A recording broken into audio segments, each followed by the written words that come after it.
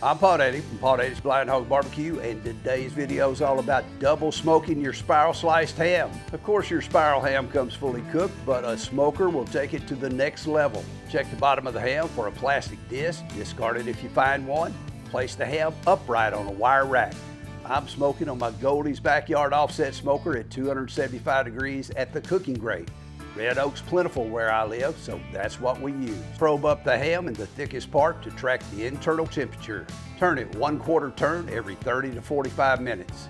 Around 135 degrees Fahrenheit, glaze the ham with the glaze consisting of 1 cup brown sugar, 1 cup maple syrup, 1/4 cup apple juice, 1 tablespoon cinnamon, 1/4 teaspoon ground nutmeg. Back into the smoker until you reach 140 degrees Fahrenheit. Sprinkle turbinado sugar, or better yet, maple sugar on top, and you'll forget all about honey baked hams. Hope to see you next time at Paw Daddy's BlindHawg Barbecue.